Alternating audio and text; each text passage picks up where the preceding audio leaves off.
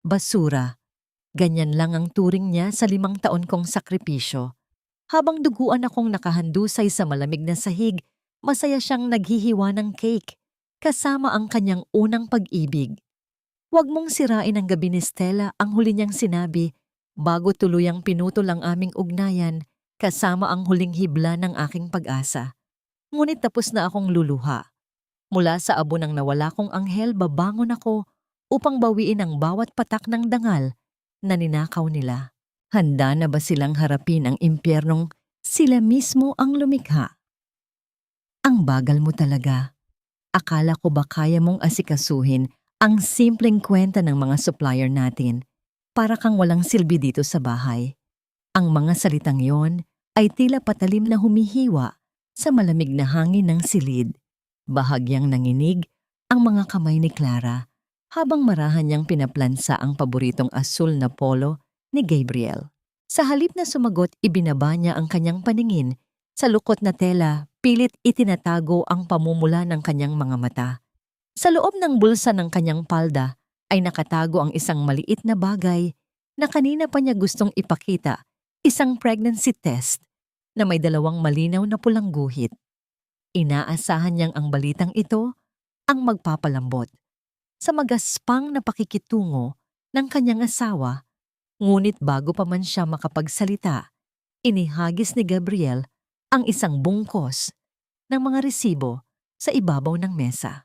Ang mga papel ay nagliparan at bumagsak na parang mga tuyong dahon, bawat isa ay nagdadala ng bigat ng kanyang mga pagkukulang sa paningin ng lalaki. Nananatiling nakatalikod si Gabriel, abala sa pag-aayos ng kanyang mamahaling relo habang nakatingin sa malaking salamin. Pinilit ni Clara na lunukin ang nakabikig na tigang sa kanyang lalamunan. Naisip niyang marahil ay pagod lamang ang asawa mula sa pamamahala ng kanilang pabrika ng mga muebles, ang negosyong itinaguyod nilang dalawa mula sa wala. Ngunit ngayon ay tila pagmamay-ari na lamang ng pamilya Ignacio.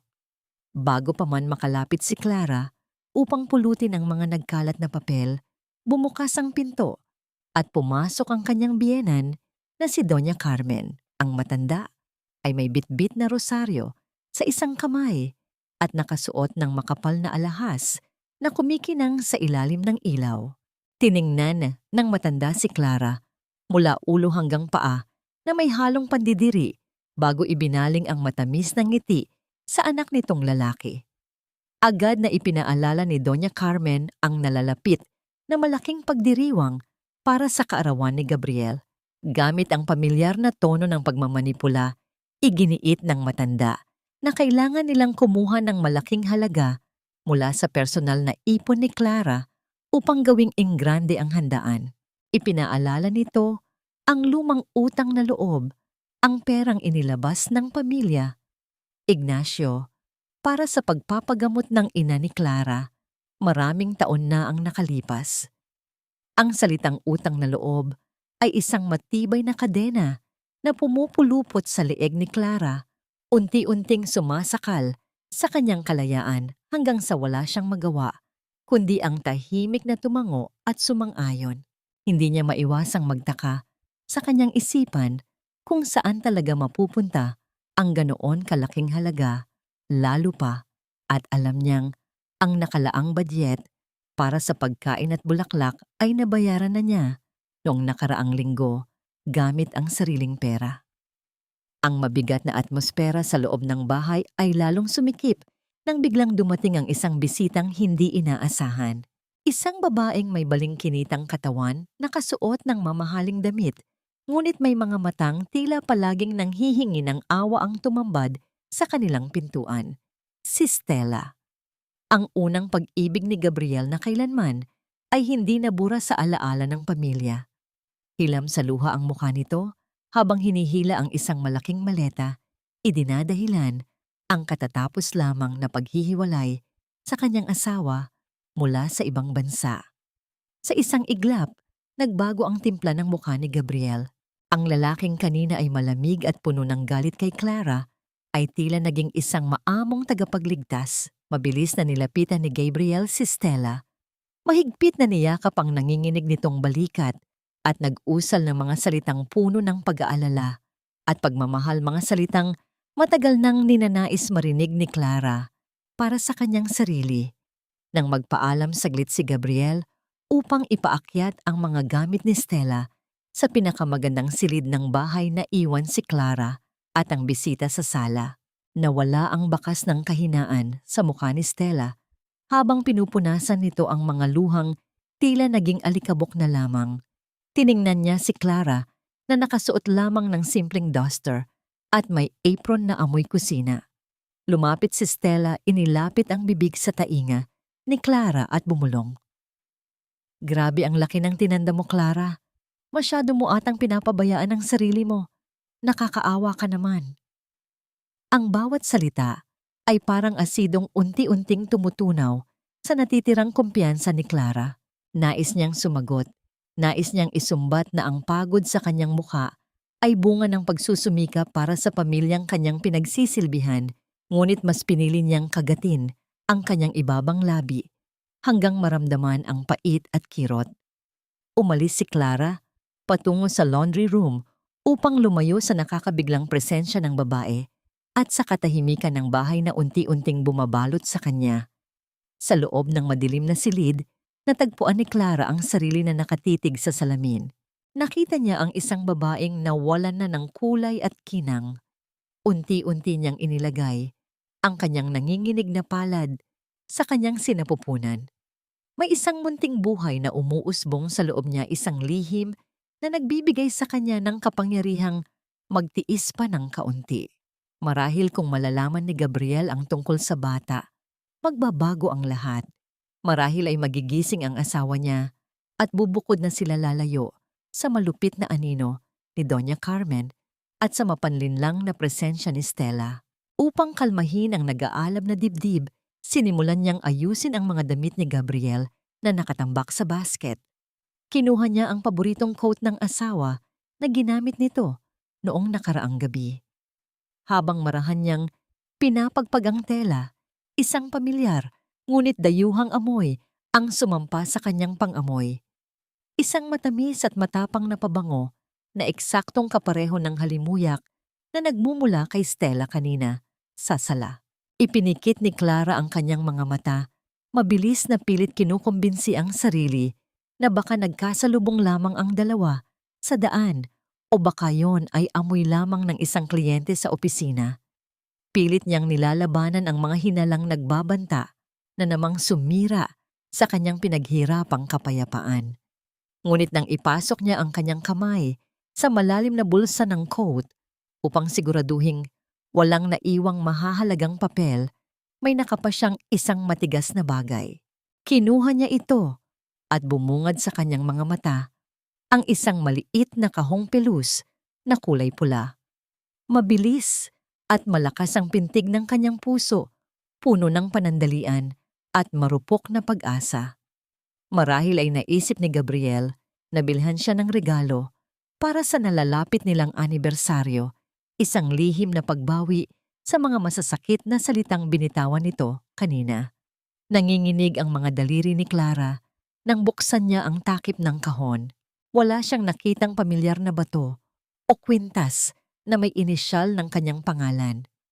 Ang kumikinang sa ilalim ng malamlam na ilaw ng silid ay isang mamahaling gintong kwintas kung saan nakabitin ang isang magandang palawit na hugis ng malaking letrang S. Ang kislap ng gintong kwintas sa ilalim ng malamlam na ilaw ay patuloy na sumusugat sa isipan ni Clara. Tila isang matalim na patalim itong nakabaon sa kanyang dibdib habang abala siya sa paghihiwa ng mga gulay sa kusina. Ang bawat hapdi ng kanyang damdamin ay sinasabayan ng init na nagmumula sa nagbabagang kakalan. Pawisan at pagod pilit niyang nilalabanan ang pag-ikot ng kanyang sikmura, isang senyales ng munting buhay na pilit kumakapit sa kanyang sinapupunan. Ngunit bago pa man niya mapunasan ang namumuong pawis sa kanyang noo, pumasok si Doña Carmen na may hawak na pamaypayang kilay ay magkasalubong na tila may naamoy na kasuklam-suklam. Agad na inutos ng matanda na palitan ang niluluto nitong sinigang at sa halip ay magluto ng kare-kare ang paboritong putahe ni Stella. Walang nagawa si Clara, kundi ang yumuko at tahimik na sumunod. Tinatanggap ang panibagong patunay na sa bahay na yon ang kagustuhan ng ibang tao ang palaging mas mahalaga kaysa sa kanyang nararamdaman. Ang tahimik na paglapat ng mga pilak na kubyertos sa mga porselanang plato, ang tanging sumasabay sa bigat ng hangin sa hapagkainan. Nakaupo si Clara sa dulo ng mesa tahimik na nakatitig sa kanyang pagkain na tila naging abo sa kanyang panlasa. Sa kabilang dulo, masiglang nilalagyan ni Gabriel ng mga piling laman ng karne ang plato ni Stella. Isang tagpo itong tila ninakaw mula sa isang masayang pamilya kung saan siya ay isa lamang estrangherong napadaan. Tiningnan ni Stella si Clara nang may matamis ngunit nakalalasong ngiti sa mga labi. Ang sarap mong magluto, Clara. Ang swerte ni Tita at Gabriel daig pa nila ang may pinakamagaling na kasambahay sa bahay. Ang malambing na wika ni Stella na sinadyang bitawan upang manginsulto. Ang bawat pantig ay isang maingat na inukit na lason na idinikit sa matamis na papuri. Wala ni isa kina Gabriel at Doña Carmen ang nagtanggol sa kanya. Sa halip sumang-ayon pa ang matanda na ganoon nga talaga ang tungkulin ng isang asawa. Upang itago ang unti-unting pagkawasak ng kanyang dignidad, ibinaba ni Clara ang kanyang mga kamay sa ilalim ng mesa. Mahigpit niyang kinuyom ang laylayan ng kanyang palda hanggang sa pumuti ang mga buto sa kanyang mga daliri. Pilit niyang pinipigilan ang pag-akyat ng asido sa kanyang lalamunan, hindi lamang dahil sa kanyang pagbubuntis, kundi dahil sa labis na pandidiri sa kaplastikang nagaganap sa kanyang harapan. Napansin ni Gabriel ang pamumutla at pananahimik ni Clara. Sa halip na magtanong kung ayos lamang ang pakiramdam ng asawa, isang malamig na sulyap ang ipinukol ng lalaki sa kanya. Ano ba yang mukha mo, Clara? Bisita natin si Stella. Tapos ganyan ang ipapakita mong attitude. Nakakahiya ka. Matigas na saway ni Gabriel. Parang pinusasan ang lalamunan ni Clara ng matatalim na tinik. Wala siyang naisagot, kundi isang pilit at nanginginig na paghingi ng paumanhin.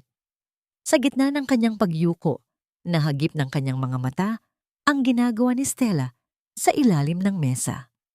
Ang babaeng kanina ay umaarte na tila inosenteng biktima ay palihim na nagtatype sa kanyang cellphone. May isang mapanukso at tagumpay na ngiti sa gilid ng mga labi ni Stella habang nagpapadala ng mensahe sa isang hindi kilalang numero. Bago pa man makapag-isip si Clara kung ano ang ibig sabihin ng palihim, ng ngiting iyon isang bigla at matalim na kirot ang sumaksak sa kanyang puson. Tila ba may isang mainit na bakal na ipinasok sa kanyang tiyan na naging dahilan upang mapayuko siya ng bahagya, pilit na itinatago ang namimilipit na katawan. Nakakabininging katahimikan ang bumalot sa kanyang mundo sa loob ng ilang segundo. Subalit nang iangat niya ang kanyang paningin, nakita niyang patuloy pa rin sa masayang pag-uusap at tawanan ng tatlo. Walang nakapansin sa kanyang pamumutla. Walang nakakita sa kanyang matinding paghihirap. Sa hapagkainang yon, siya ay isang aninong unti-unting nilalamon ng isang malupit na gabi. Lumalalim ang gabi at kasabay nito ay ang pagragasa ng isang malakas na bagyo. Ang marahas na hangin ay walang awang humahampas sa mga bintanang salamin, tila nakikisabay sa sigwa na nag-uumpisang manalasa sa katawan ni Clara. Mag-isa siyang nakahandusay sa malamig na sahig ng kanyang silid na mimilipit habang ang kirot sa kanyang puson na nagsimula pa kanina sa hapagkainan ay naging isang tila napakatulis na patalim na paulit-ulit na ibinabaon sa kanyang sinapupunan. Isang mainit at malapot na likido ang naramdaman niyang dumaloy sa kanyang mga hita. Nang makita niya ang matingkad na kulay ng dugo na kumukulay sa kanyang puting damit, isang matinding takot ang unti-unting sumakal sa kanyang lalamunan. Nanginginig ang buo niyang katawan at halos hindi na siya makahinga sa pinaghalong matinding sakit at pag-aalala. Kinuha niya ang kanyang telepono gamit ang mga daliring nanlalamig at nanginginig. Paulit-ulit niyang tinawagan ang numero ni Gabriel Ngunit ang tanging sumasagot sa kanya ay ang tuloy-tuloy at walang hangganang pagtunog sa kabilang linya, isang nakakabinging bakante na mas lalong nagpapabigat sa kanyang dibdib. Habang ang bawat segundo ay tila isang taon ng paghihirap, pinilit ni Clara na igapang ang kanyang sarili palabas ng silid. Ramdam niya ang magaspang na sahig na kahoy na humahagod sa kanyang mga tuhod hanggang sa makarating siya sa tapat ng nakasarang pinto ng kanyang biyenan. Ginamit niya ang natitira niyang lakas upang ihampas ang kanyang mahihinang palad sa matigas na kahoy ng pinto upang magmakaawa ng tulong. Ngunit sa halip na awa ang tanging nakuha niya ay ang naiinis na tinig ni Doña Carmen mula sa loob na nagsasabing huwag siyang mang-istorbo ng tulog dahil isa lamang yung ordinaryong pananakit ng tiyan na palaging inirereklamo ng mga buntis. Unti-unting nanlalabo ang paningin ni Clara dahil sa dami ng luhang nag-uunahang pumatak mula sa kanyang mga mata. Sa ika-20 pagkakataon, muli niyang pinindot ang numero ng asawa. Sa wakas, tumugon ang linya. Isang alon ng masayang musika at tawanan ng mga tao ang pumuno sa pandinig ni Clara bago umibabaw ang pamilyar na boses ng kanyang asawa. Puno ng pag-asa humigbi si Clara at nagmamakaawang sinabi na kailangan niya ng tulong dahil baka mawala ang kanilang anak. Ngunit walang bakas ng pag-aalala sa naging tugon ng lalaki. Puno ng inis at galit sumigaw si Gabriel. Huwag mong sirain ang gabi ni Stella. Umayos ka nga. Agad na nawala ang koneksyon matapos bitawan ang mga salitang iyon. Naiwan ang isang nakapangingilabot na katahimikan sa telepono na tuluyang pumatay sa natitirang pag-asa sa puso ng babae. Bumagsak ang telepono mula sa kanyang mga kamay kasabay ng tuluyang pagbagsak ng kanyang lupaypay na katawan sa paanan ng malamig na hagdanan.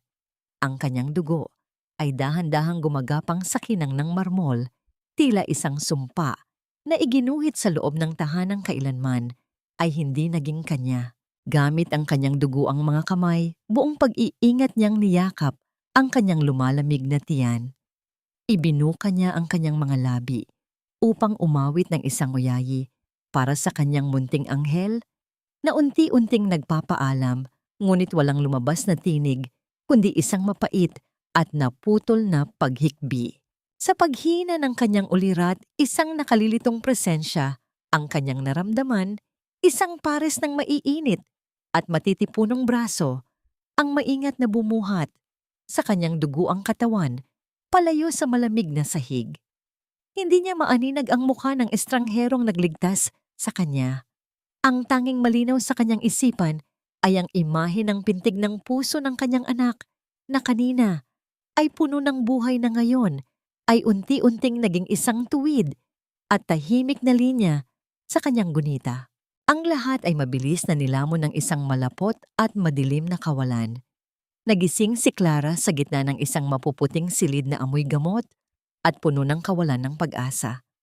Ang mahinang tunog ng makina na nagpapakita ng takbo ng kanyang puso ay tila isang malungkot na paalala ng bawat segundong lumilipas sa gitna ng katahimikan. Sa kanyang tabi, nakita niya ang matanda at pagod na mukha ni Tita Flor, ang kanyang butihing kapitbahay na siyang nagligtas sa kanya mula sa duguang sahig ng kanilang tahanan. Nang magtama ang kanilang mga mata, hindi na kailangang magsalita ng matanda. Ang malungkot na pagiling nito at ang marahang paghaplos sa kanyang nanlalamig na kamay ay sapat na upang kumpirmahin ang katotohanang kanina papilit na itinatanggi ng kanyang isipan. Wala na ang kanyang anak, ang munting pangarap na tanging nagbibigay sa kanya ng lakas na bumangon araw-araw ay tuluyan ng binawi ng tadhana bago pa man niya ito nasilayan. Walang luhang pumatak mula sa mga mata ni Clara. Tila ba ang lahat ng emosyon sa kanyang katawan ay natuyo na kasabay ng dugong nawala sa kanya noong gabing iyon. Naramdaman niya ang isang malaking puwang sa kanyang kalooban, isang guwang na hindi na kailanman mapupunan ng kahit anong salita ng pakikiramay. Inabot sa kanya ni Tita Flor ang kanyang cellphone na may basag na screen. Sa panginginig ng kanyang mga daliri, binuksan niya ang isang social media application. Doon bumungad sa kanya ang isang video na kamakailan lamang na-upload ni Stella. Nakita niya si Gabriel na masayang tumutugtog ng gitara habang nakatitig ng may labis na paghanga sa nakangiting mukha ni Stella. Sa dulo ng video narinig niya ang boses ng kanyang asawa na tila isang laso na dahan-dahang pumapatay sa kanyang kaluluwa. Sabi ni Gabriel kung hindi raw umalis si Stella noon, hindi sana isang babaeng boring na tulad ni Clara ang nagdadala ng kanyang apelyido ngayon. Ang bawat salita ay tila mga karayom na paulit-ulit na itinutusok sa kanyang nagdurugong puso. Sa gitna ng kanyang paghihinagpis bumukas ang pinto ng silid at pumasok si Doña Carmen. Walang bakas ng lungkot o kahit katiting na pag-aalala sa mukha ng kanyang biyenan. Hindi man lamang nito itinanong kung kumusta ang pakiramdam ni Clara o kung ano ang nangyari sa kanyang apo. Sa halip agad na inilapag ng matanda ang isang makapal na folder sa ibabaw ng kumot ni Clara. Sinabi ni Doña Carmen na kailangan ni Clara na pirmahan ang mga dokumentong iyon, isang ulat na nagpapasa ng lahat ng kapangyarihan sa pagpapatakbo ng suwong mok sa pangalan ni Gabriel at ng matanda. Ayon sa biyenan, hindi na raw kayang mag-isip ng maayos ni Clara dahil sa nangyari, kaya mas mabuting ibigay na lamang ang lahat ng responsibilidad sa kanila. Ang kawalang hiyaan ng matanda ay tila isang malakas na sampal na gumising sa natutulog na galit sa loob ni Clara. Kinuha ni Clara ang ballpen mula sa kamay ni Doña Carmen. Tinitigan niya ang bawat pahina ng dokumento nang may matinding konsentrasyon. Sa ilalim ng kanyang maputlang balat, naramdaman niya ang muling pagdaloy ng isang kakaibang lakas, isang enerhiyang nagmumula hindi sa pag-ibig, kundi sa isang matinding pagnanais para sa katarungan. Marahan niyang inilapat ang dulo ng panulat sa papel. Habang pinapanood siya ng kanyang biyenan na may bakas ng katuwaan at pananabik, pinirmahan ni Clara ang dokumento. Ngunit sa bawat kurba ng kanyang pirma, may isang maliit at tusong pagkakaiba. Siyang ginawa isang kumpas na tanging siya lamang ang nakakaalam na magpapawalang bisa sa legalidad ng dokumentong iyon sa hinaharap. Nang makuha na ni Doña Carmen ang folder, tumalikod ito nang walang paalam at lumabas ng silid na may tagumpay ng ngiti sa mga labi. Naiwan si Clara na nakatitig sa kisame ng ospital. Ang kanyang puso na kanina ay durog na durog, ay tila naging isang matigas na bato. Isang mahinang tunog ng paghinga ang lumabas sa kanyang mga labi. Kasunod ang isang tipid at nakapangingilabot ng ngiti na hindi pa kailanman nakikita ng sinuman sa kanyang mukha. Sa sandaling iyon ang Clara, na handang magsakripisyo at magpaalipin, ay tuluyan ng pumanaw kasama ng kanyang anak. Ang babaeng naiwan sa loob ng silid ay isang bagong nilalang, isang anino, na handang sumingil sa bawat patak ng luhang idinulot nila sa kanya. Ang bawat hakbang ni Clara sa loob ng tahanan ng mga Ignacio ay tila paglalakad sa ibabaw ng mga basag na salamin. Ang bahay na dati ay itinuturing niyang kanlungan kung saan bawat sulok ay pinagpaguran niyang linisin at ayusin ay naging isang malamig at mapanglaw na bilangguan. Pagbaba niya mula sa sasakyan ni Tita Flor, sinalubong siya ng hanging amoy ulan at ang malakas na paghampas ng mga sanga ng puno sa bubungan na tila mga daliring kumakalo sa kanyang balat. Ang katahimikan sa loob ng bahay ay hindi nagbibigay ng kapayapaan, kundi isang mabigat na presensya na tila sumasakal sa kanyang hininga. Sinalubong siya ni Doña Carmen sa may hagdanan. Ang matanda ay may hawak na isang baso ng tsa at sa halip na yakap o kahit isang salita ng pakikiramay para sa pumanaw na apo, ang bumungad kay Clara ay ang mapanuring tingin nito mula ulo hanggang paa. Walang bakas ng itim na damit sa matanda. Suot nito ang isang matingkad na asul na bestida, tila ba walang trahedyang naganap kagabi. Sa bawat kumpas ng kamay ng biyanan, habang nag-uutos sa mga katulong, nararamdaman ni Clara ang pagbaliwala sa kanyang pagkatao. Ang bawat salita ng matanda tungkol sa pagpapalit ng mga kurtina at paglilinis ng mga kwarto ay tila isang pagbubura sa alaala ng sanggol na hindi man lang nabigyan ng puwang sa tahanang ito. Nang pilitin ni Clara na iakyat ang kanyang nanghihinang katawan sa ikalawang palapag upang makarating sa kanyang silid, isang pamilyar na amoy ang sumalubong sa kanya. Isang matamis at nakahihilong halimuyak ng pabango na tila isang lason na kumakalat sa pasilyo. Pagbukas niya ng pinto, tumambad sa kanya ang isang tagpong tila isang marahas. Nasampal sa kanyang mukha. Naroon si Stella nakaupo sa harap ng tokador ni Clara habang masayang sinusuri ang mga alahas na iniwan ng kanyang yumaong ina. Ang babae ay nakasuot ng isa sa mga mamahaling sutlang, pantulog ni Clara, ang telang dahan-dahang humahaplos sa balat nito habang ang mga mata ay kumikinang sa tagumpay. "Oh, Clara, you're back. Sorry, I hope you don't mind, pero I had to move some of your things sa guest room sa baba. Sabi kasi ni Tita Carmen, you need a smaller and more quiet space para hindi ka masyadong ma-depress sa laki ng kwartong ito. Masyado kasing maraming memories dito, di ba?" Ang boses ni Stella ay puno ng pekeng pag-aalala, ngunit ang bawat pantig ay may kalakip na pang-uyam. Hindi kumibo si Clara. Nanatili siyang nakatayo. Sa may pintuan hinahayaang malaglag ang kanyang mga balikat at pilit na pinatitigas ang kanyang mga mata upang magmukhang walang buhay at walang pakiramdam. Hinayaan niyang makita nila ang isang babaeng tuluyan nang nawalan ng bait at lakas.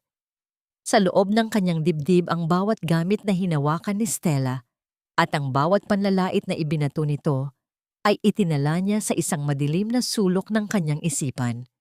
Ang bawat sandali ng kanyang pananahimik ay hindi pagsuko, kundi ang pag-iipon ng galit na balang araw ay magiging isang malaking apoy. Pumasok si Tita Flor sa silid at marahang hinawakan ang nanginginig na siko ni Clara. Sa gitna ng mapanuring mata ni Doña Carmen na nakamasid mula sa pinto, may iniabot ang matanda na isang maliit at lukot na papel sa palad ni Clara. Ang paglapat ng papel sa kanyang balat ay tila isang kuryenteng nagbigay ng panandaliang init sa kanyang nanlalamig na katawan. "Magpahinga ka na muna, Clara. Hayaan mo na muna ang kwartong ito. You need to regain your strength, Hija."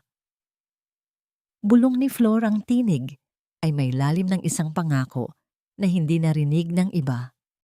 Nang makulong na si Clara sa maliit at madilim na guest room, sa ilalim ng hagdan, dahan-dahan niyang binuksan ang lukot na papel.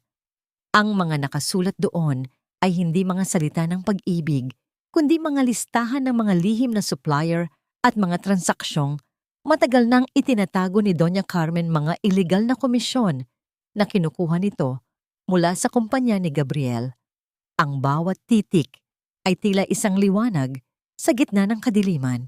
Ito ang unang sandata na gagamitin niya upang gibain ang pader ng kasinungalingan ng mga Ignacio.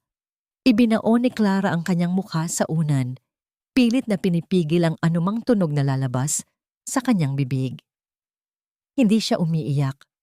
Ang bawat pangangatog ng kanyang balikat ay bunga ng isang mahinang tawa na nagmumula sa kailaliman ng kanyang paghihiganti. Habang nakahiga siya sa gitna ng dilim, narinig niya ang tawanan ni Gabriel at Stella mula sa itaas na silid. Ang tunog ng kanilang saya ay tila isang martilyo na nagpapako sa kanyang desisyon. Ngunit sa gitna ng kanilang katuwaan, may isang bagay na hindi nila alam. Isang maliit na kasangkapan para sa pagtatala ng boses ang nakatago sa ilalim ng kama ni Stella, na kanina patahimik na kumukuha ng bawat dumi ng kanilang mga usapan. Hanggang kailan kaya mananatiling matamis ang kanilang mga tawa bago ito mapalitan ng pait ng pagsisisi kapag nalaman nilang ang babaeng itinuring nilang bangkay ay dahan-dahan nang naghuhukay ng kanilang sariling libingan. Ang bawat gabi sa maliit na silid sa ilalim ng hagdan ay tila isang walang katapusang pakikipagtuos sa mga anino ng nakaraan.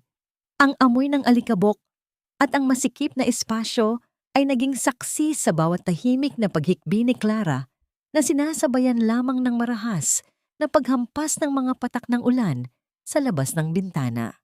Ang tunog ng bawat patak na tumatama sa bubungan ay tila isang malungkot na ritmo na nagpapaalala sa kanya ng pintig ng puso ng kanyang anak na hindi na niya mararamdaman kailanman. Sa kabila ng lamig ng semento, ang init ng uling ng paghihiganti sa kanyang dibdib, ang tanging nagpapanatili sa kanya nagisigiying at mapagmatyag. Isang hapon, habang si Clara ay nakaupo sa gilid ng kanyang maliit na kama at nakatitig sa kawalan ang marahas na pagbukas ng pinto, ay nagdala ng liwanag na sumilaw sa kanyang mga mata. Pumasok si Gabriel. Ang asawang dati ay itinuturing niyang mundo, ngunit ngayon ay tila isang estrangherong punong-puno ng puot. Hindi man lamang siya nito tiningnan ng may pagmamahal. Sa halip ang bawat kumpas ng kamay nito ay puno ng pagkainip. Clara, nasaan ang susi ng lumang vault sa workshop? Stella needs to see the vintage designs para sa bagong collection na ipapalabas namin next month. Huwag mo nang patagalin pa ang pag-iinarte mo dito. Ang matigas na utos ni Gabriel. Dahan-dahang iniangat ni Clara ang kanyang paningin. Pinanatili niyang malamlam ang kanyang mga mata. Hinahayaan ang kanyang mga balikat na lumaylay na tila ba ang kanyang kaluluwa ay tuluyan ng pumanaw. Sa loob-loob niya ang bawat salita ni Gabriel ay tila isang bagong ukit ng sugat, ngunit ang kanyang mukha ay nanatiling blangko, ang maskara ng isang babaeng nawalan na ng katinuan. Hindi ko na matandaan, Gabriel. Tila nawala na ang lahat sa isip ko simula noong gabing iyon. Bulong ni Clara, ang boses ay nanginginig at halos hindi marinig. You're making this so difficult for everyone? Masyado ka ng pabigat, Clara. Hindi mo ba nakikitang si Stella na ang gumagawa ng lahat ng trabahong iniwan mo? You should be grateful na hindi ka pa namin pinapalayas dito. Ang huling hirit ni Gabriel bago nito padabog na isara ang pinto.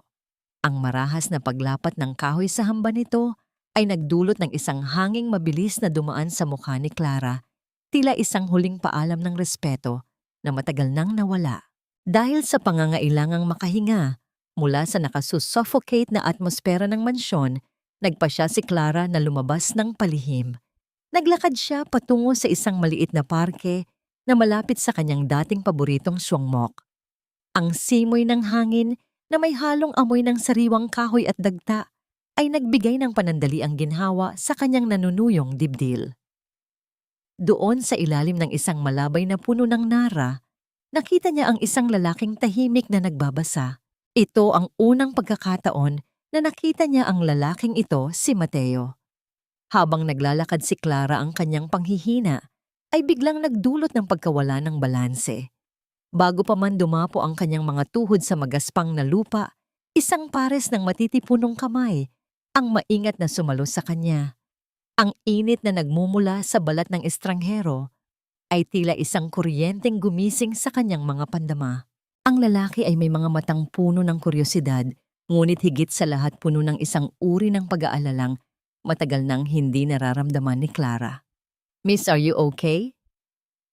Masyado kang maputla. Mukhang kailangan mo ng tubig o mauupuan. Ang malumanay na wika ni Mateo.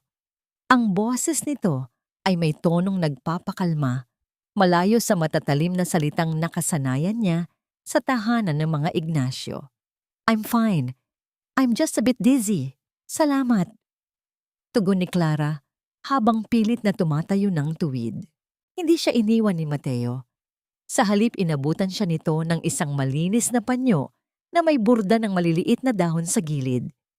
Ang simpleng pagkilos na ito, ang pagbibigay ng pansin sa isang taong tila basura, ang turing sa sariling bahay, ay nagdulot ng isang mainit na hapdi sa mga mata ni Clara. Sa unang pagkakataon, sa loob ng maraming linggo, naramdaman niyang muli na siya ay isang tao, hindi lamang isang aninong nananahan sa ilalim ng hagdan. Minsan ang katahimikan ay hindi nangangahulugan ng kahinaan. Minsan ito ang pinakamalakas na paraan upang makapag-isip ng susunod na hakbang. Dagdag ni Mateo, bago ito marahang tumango at maglakad palayo, iniiwan si Clara na may hawak na panyo at isang bagong uri ng pag-asa. Nang bumalik si Clara sa mansyon, sinalubong siya ng malakas na tawanan ni Stella at Doña Carmen mula sa sala. Ang tunog ng kanilang saya ay tila mga tinik na pilit na pumapasok sa kanyang pandinig. Ngunit sa pagkakataong ito, hindi yumuko si Clara. Hinawakan niya ng mahigpit ang panyong ibinigay ni Mateo at ang listahang galing kay Tita Flor sa loob ng kanyang bulsa. Sa bawat kumpas ng katuwaan ng mga taong umapi sa kanya, isang bagong plano ang nabubuo sa kanyang isipan. Hanggang kailan kaya mananatiling matibay ang kanilang mga ngiti bago sila malunod sa sarili nilang mga kasalanan? Ang bawat buntong hininga ni Clara ay tila isang mabigat na usok na kumakawala mula sa isang pusong matagal nang nagbabaga sa ilalim ng malamig na abo ng pagtitiis. Sa loob ng marangyang mansyon ng mga Ignacio, ang hangin ay naging kasing pait ng lason, lalo na't bawat sulok ay napupuno na ng mga kagamitang hindi kanya. Ang paghahanda para sa nalalapit na anibersaryo ng pamilya ay naging isang malupit na paalala na sa mata ng lahat siya ay isa na lamang aninong pilit na ibinabaon sa limot habang si Stella ay unti-unting kumikinang sa kanyang trono. Ang tunog ng mga yabag ng mga katulong na nagmamadali sa pasilyo ay tila mga martilyong nagpapako sa kanyang kaluluwa sa ilalim ng hagdan sa maliit na silid kung saan ang tanging kasama niya ay ang amoy ng lumang kahoy at ang sarili niyang pait. Isang umaga habang si Clara ay tahimik na naglilinis ng mga porselanang florera sa sala, isang gawain na ipinilit ni Doña Carmen upang paalalahanan siya sa kanyang bagong katayuan, bumaba si Stella mula sa itaas. Ang babae ay nakasuot ng isang mamahaling bestida na kulay ginto ang tela, ay humahalik sa bawat kurbada ng kanyang katawan habang ang mga alahas na suot nito ay sumasalamin sa sikat ng araw na pumapasok sa bintana. Ang masakit ang suot nitong kwintas ay ang tanging alaala ni Clara mula sa kanyang ina, isang pamanang kinuha ni Stella ng walang pasintabi. "Clara, can you check the guest list again? Baka kasi may nakalimutan kang i-include na important business partners ni Gabriel. You know, since you're so good with lists and administrative stuff before you, lost your focus." Ang wika ni Stella habang sinusuri ang kanyang sariling refleksyon sa malaking salamin. Dahan-dahang itinigil ni Clara ang kanyang pagkuskos. Ang kanyang mga daliri ay namuti sa higpit ng pagkakahawak sa basahan na natili siyang nakayuko, hinahayaang takpan ng kanyang mahabang buhok ang anumang emosyong maaaring mabasa sa kanyang mga mata. Sa loob ng kanyang dibdib, ang bawat salita ni Stella ay tila isang kumpas ng latigo, ngunit sa pagkakataong ito, hindi siya naramdam ng sakit. Sa halip, isang malamig na kuryente ng determinasyon ang dumaloy sa kanyang mga ugat. "Gagawin ko, Stella. Gusto ko ring masiguro na magiging perpekto ang gabing iyon para sa inyo ni Gabriel." Ang tugon ni Clara sa isang tinig na kasing lamig ng semento sa ilalim ng ulan. Dumating si Doña Carmen at agad na uminit ang atmosfera. Ang matanda ay tila isang reynang naglalakad sa kanyang nasasakupan. Ang bawat kumpas ng kanyang pamaypay ay nagdadala ng hanging puno ng pangmamaliit. Lumapit ang matanda kay Stella at buong pagmamalaking hinawakan ng kwintas na suot nito. Tila ba hindi nito alam kung kanino talaga galing ang alahas na yon. "Ang ganda talaga ng taste ni Gabriel. Bagay na bagay sa'yo ang ginto, hindi tulad ng iba na mukhang murang tanso lang kahit anong isuot." Ang patama ni Doña Carmen habang nakatingin nang diretso kay Clara. Hindi kumibo si Clara, ngunit sa ilalim ng kanyang apron, dahan-dahan niyang hinaplos ang maliit na recorder na nakatago doon. Noong nakaraang gabi, nakuha niya ang isang usapan nina Stella at ng isang hindi kilalang lalaki tungkol sa isang malaking halaga ng pera na balak nilang itago mula kay Gabriel. Ang bawat pangungusap ng dalawa ay naging isang mahalagang piraso ng puzzle na unti-unting bumubuo sa bitag na inihahanda niya. Nang umalis ang dalawa upang pumunta sa isang mamahaling spa Naiwan si Clara sa gitna ng sala. Sa katahimikan ng bahay naramdaman niya ang isang kakaibang panginginig sa kanyang kamay. Hindi ito takot kundi ang sabik na paghihintay ng isang mangangaso. Lumapit siya sa lamesa ni Gabriel at maingat na iniwan ang isang hindi nakapangalang sobre. Sa loob nito ay isang kopya ng resibo ng transaksyong matagal nang itinatago ni Doña Carmen, isang lihim na paglilipat ng pondo mula sa kumpanya patungo sa isang personal na account sa ibang bansa. Habang naglalakad, pabalik sa kanyang silid, nadaanan ni Clara ang silid na dapat sana ay para sa kanyang anak. Ang pinto ay nakabukas ng bahagya at nakita niya ang mga kahon ng sapatos ni Stella na nakatambak sa ibabaw ng maliit na kama na kanyang pinaghirapang i-assemble noon. Ang bawat kulay ng sapatos at ang bawat amoy ng leather ay tila isang marahas na paglapastangan sa kabanalan ng kanyang pagdadalamhati. Isang mainit na luha ang dahan-dahang gumapang sa kanyang pisngi, ngunit agad niya itong pinunasan. Para sa'yo, anak, bulong niya sa hangin ng tinig ay may lalim ng isang panata. Nang gabing iyon, habang ang buong mansyon ay natutulog, narinig ni Clara ang marahas na pagbukas ng pinto sa itaas. Ang yabag ni Gabriel ay mabilis at mabigat, isang senyales na nakita na nito ang sobrang iniwan niya. Ang katahimikan ng gabi ay nabasag ng galit na tinig ni Gabriel na tinatawag ang kanyang ina.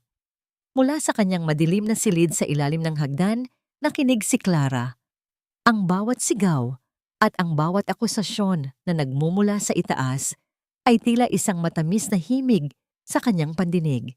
Ang unang lamat sa kuta ng mga Ignacio ay nagsimula na. Hanggang kailan kaya kaya ng pamilyang ito na panindigan ang kanilang pagkakaisa bago sila tuluyang kainin ng sarili nilang mga lihim? Ang bawat alingawngaw ng sigawan kagabi ay tila mga nanunuot na tinik sa bawat sulok ng mansyong ito na dati ay binalot ng mapanlinlang na katahimikan. Sa loob ng maliit na silid sa ilalim ng hagdan, nakaupo si Clara sa sahig habang ang kanyang mga yakap sa sariling tuhod ay tila nagsisilbing baluti laban sa lamig na nagmumula sa semento. Ang tunog ng marahas na pagpintig ng kanyang puso ay tila isang tambol na nagbababala ng paparating na digmaan. Sa itaas, narinig niya ang mabilis at mabigat na hakbang ni Gabriel, ang mga yabag na dati ay nagdadala ng pananabik sa kanyang dibdib, ngunit ngayon ay nagdudulot na lamang ng isang malalim at madilim na puot. Ang bawat kalansing ng mga mamahalin at antigong kagamitan na tila nayayanig sa galit ng kanyang asawa ay nagbibigay ng isang uri ng pait na kasiyahan sa kanyang kalooban. Ang unang lamat sa pader ng mga Ignacio ay dahan-dahan nang bumubuka at alam ni Clara na siya ang may hawak ng pait na tuluyang gigiba rito. Kinaumagahan lumabas si Clara upang kumuha ng tubig. Ang kanyang mga mata ay nananatiling nakayuko. Ang kanyang buhok ay sadyang ginulo upang mapanatili ang imahe ng isang babaeng tuluyan ng nilamon ng pighati. Sa kusina natagpuan niya si Doña Carmen na tila tumanda ng 10 taon sa loob ng isang gabi. Ang matanda ay nakahawak sa kanyang noo habang ang kanyang paboritong tasa ng tsa ay nananatiling puno at malamig sa ibabaw ng mesa. Nang mapansin ng matanda ang presensya ni Clara, isang matalim at puno ng hinalang tingin ang ipinukol nito sa kanya. Sa bawat paggalaw ng mga daliri ng biyanan na tila nanginginig sa kaba, alam ni Clara na ang binhing itinanim niya ay nagsisimula nang tumubo sa isipan ni Gabriel. Ang tiwala na siyang pundasyon ng kanilang maruming imperyo ay unti-unti nang dinudurog ng duda upang takasan ang nakasusuffocate na tingin ng matanda. Nagpasya si Clara na maglakad patungo sa dalampasigan, ang tanging lugar kung saan ang ingay ng mga alon ay mas malakas kaysa sa mga boses sa kanyang isipan. Ang marahang paghampas ng tubig sa kanyang mga paa at ang malamig na simoy ng hangin na may halong amoy ng asin ay tila isang mahinang haplos sa kanyang sugatang kaluluwa. Doon sa ilalim ng isang matandang puno ng talisay, Muli niyang nakita si Mateo. Ang lalaki ay nakatayo, habang nakatingin sa malayo ang kanyang anyo, ay tila isang matibay na haligi sa gitna ng nagbabagong panahon. Nang magtama ang kanilang mga mata, isang tipid na ngiti ang sumilay sa mga labi ni Mateo, isang nginmong ngiti na tila nagsasabing hindi siya nag-iisa sa laban na ito. Minsan, kailangang hayaang masunog ang buong kagubatan upang magkaroon ng puwang para sa mga bagong sibol, Clara. Huwag kang matakot sa apoy na ikaw mismo ang nagsindi. Ang malumanay na wika ni Mateo habang dahan-dahang lumalapit sa kanya. Ang bawat salita nito ay tila isang mainit na kumot na bumabalot sa nanlalamig na pagkatao ni Clara. Sa unang pagkakataon, naramdaman niya ang isang mahinang panginginig sa kanyang mga daliri na hindi dulot ng galit, kundi ng isang damdamin na matagal na niyang ibinaon ang pag-asa. Lumapit si Mateo at sa isang pagkilos na puno ng pag-iingat at respeto, inayos nito ang isang hibla ng buhok ni Clara na humaharang sa kanyang mga mata. Ang init ng balat ni Mateo, nang bahagya itong dumampi sa kanyang noo, ay tila isang mitya na nagbigay ng panandaliang liwanag sa kanyang madilim na mundo. Ito ang tinatawag nilang kilig, isang munting kislap ng ligaya sa gitna ng isang melodrama, ngunit para kay Clara ito ay isang paalala na may buhay pa sa labas ng kanyang paghihiganti. Salamat, Mateo, pero ang apoy na ito, baka pati ako ay lamunin nito bago matapos ang lahat. Tugon ni Clara, ang kanyang tinig ay may halong pait at pangamba. Kung mangyari man iyon, titiyakin kong may sasalo sa'yo sa kabilang panig. Hindi ka na muling babalik sa ilalim ng hagdan na iyon. Ang pangako ni Mateo na may kasamang matitinding tingin na tila tumatagos sa kanyang kaluluwa. Nang bumalik si Clara sa mansyon, sinalubong siya ng isang tagpong hindi niya inaasahan. Sa loob ng sala naroon si Stella na tila nagmamadaling nag-eempake ng ilang gamit sa isang bag habang panakanakang tumitingin sa paligid na tila may kinatatakutan. Ang babaeng dati ay puno ng yabang at pang-uuyam ay tila isang basang sisiw na hindi mapakali. Napansin ni Clara ang isang maliit na papel na nahulog mula sa bag ni Stella, isang tiket sa eroplano na nakapangalan sa isang lalaking hindi pamilyar kay Clara, at ang petsa ay para sa susunod na araw. Sa bawat mabilis na paghinga ni Stella at sa pagkagat nito sa kanyang mga labi, alam ni Clara na may mas malalim pang lihim ang babaeng ito na hindi alam ni Gabriel. Saktong pababa naman si Gabriel, mula sa hagdanan ang kanyang mukha ay madilim at puno ng mga linyang dulot ng puyat at galit. Nagtagpo ang mga mata ni Clara at Gabriel sa gitna ng pasilyo. Ang lalaking dati ay tinitingnan siya nang may pandidiri, ay tila may gustong sabihin, isang bakas ng pag-aalinlangan ang sumilay sa kanyang mga mata. Ngunit bago pa man makapagsalita si Gabriel, biglang tumunog ang telepono sa sala. Ang bawat tunog ng telepono na pumupunit sa katahimikan ay tila isang babala ng isang panibagong pasabog. Sino ang tumatawag sa oras na ito? At anong bagong katotohanan ang nakatakdang sirain ang natitirang piraso ng kanilang pamilya? Ang bawat tunog ng telepono na pumupunit sa katahimikan ng sala ay tila isang babala na hindi na kayang takasan ni na Gabriel at Stella. Mabilis na lumapit si Gabriel sa telepono. Ang kanyang mga kamay ay bahagyang nanginginig habang hinahawakan ng receiver. Habang nagsasalita ang tao sa kabilang linya, unti-unting nawawala ang kulay. Sa mukha ni Gabriel, tila ba ang bawat salitang kanyang naririnig ay isang patak ng yelo na nagpapalamig sa kanyang mga ugat hanggang sa siya ay manigas sa kanyang kinatatayuan. Sa isang sulok nakatayo si Clara, tahimik na nanonood, habang ang kanyang puso ay pumipintig sa isang kakaibang ritmo ng pait at katuwaan. Nakita niya ang malinaw na takot sa mga mata ni Stella. Ang babaeng dati ay punong-puno ng yabang, ngunit ngayon ay tila isang ibong nakulong sa sarili nitong mga kasinungalingan. Gabriel, wait. Who is that? Huwag mong paniwalaan kung sino man ang tumatawag na yan.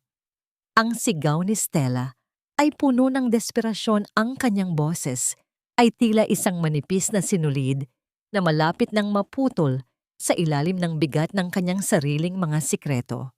Ibinaling ni Gabriel ang kanyang tingin kay Stella, isang tingin na wala ng bakas ng dati niyang paghanga o bulag na pag-ibig, kundi puno na ng matinding pagdududa at namumuong galit.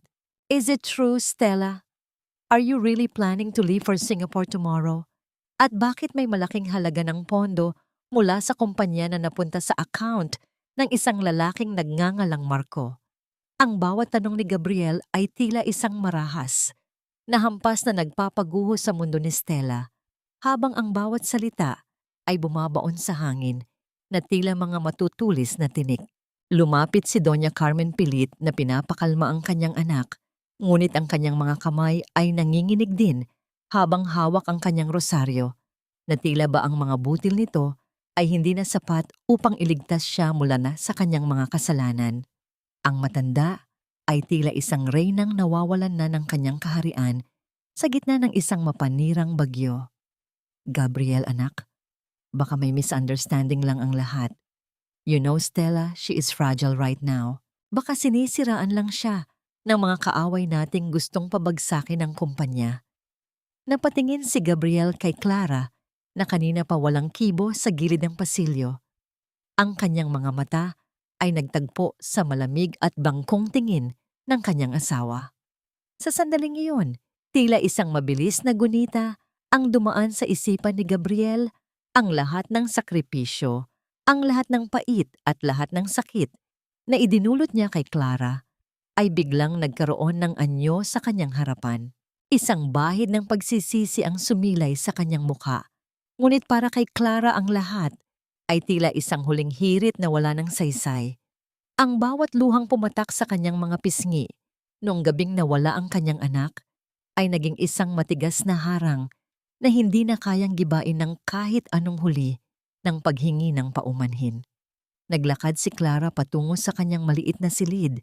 Sa ilalim ng hagdan, ang kanyang bawat hakbang ay dahan-dahan at puno ng dignidad na matagal na niyang kinalimutan.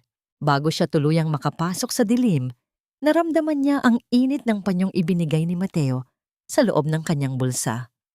Ang banayad na amoy ng sariwang kahoy mula sa panyong yon ay tila isang mahinang bulong na nagpapaalala sa kanya na may isang taong naniniwala sa kanyang halaga sa labas ng mansyong ito. Sa gitna ng nagkakagulong pamilya Ignacio, si Mateo ang naging tanging bituin na nagbibigay ng liwanag sa kanyang mapanglaw na gabi, isang pag-asang hindi niya akalaing mararamdaman niya muli. Habang ang sigawan sa itaas ay lalong tumitindi at ang bawat salitang ipinupukol ni na Gabriel at Stella sa isa't isa ay nagiging tila mga punyal na upo si Clara sa kanyang kama. Ang katahimikan sa kanyang silid ay may kalakip na isang nakapangingilabot na kapayapaan.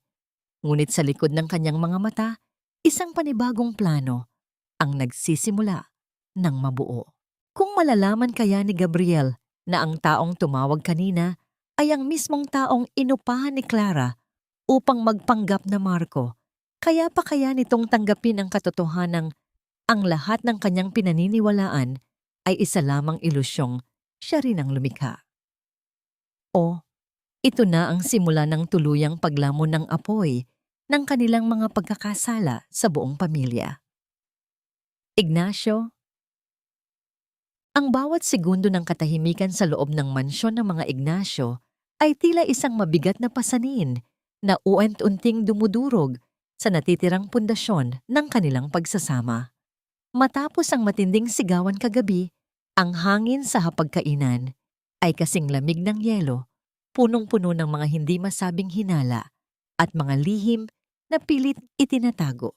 Nakaupo si Clara sa kanyang nakasanayang pwesto, ang kanyang mga mata ay nananatiling nakapako sa kanyang plato, habang ang kanyang mga kamay ay dahan-dahang pinaglalaruan ang gilid ng kutsara. Pinagmamasdan niya si Gabriel na tila hindi mapakali ang bawat kumpas ng kamay nito Sa paghawak ng kape ay may kasamang panginginig na tila isang babala ng paparating na lindol. Sa tabi nito, si Stella ay nakayuko, ang kanyang buhok ay nakatabing sa kanyang mukha upang itago ang mga matang namamaga sa puyat at takot. "I called the bank this morning, Stella. Sabi nila, you were the one who authorized the transfer sa account ni Marco. Bakit mo kailangang magsinungaling sa akin?" Ang boses ni Gabriel ay mababa, ngunit may talim ng isang punyal na handang sumugat sa kahit anong depensang ilalabas ng babae. "Gabriel, please let me explain. I did it para sa security nating dalawa. I thought we were building a future together, and I was just trying to protect our assets from people who might want to take them away from us." Ang tugon ni Stella, ang kanyang boses, ay nanginginig at puno ng pagmamakaawa habang pilit na hinahawakan ang braso ni Gabriel. Isang mapait na ngiti ang sumilay sa kalooban ni Clara habang nakikinig sa palitan ng dalawa.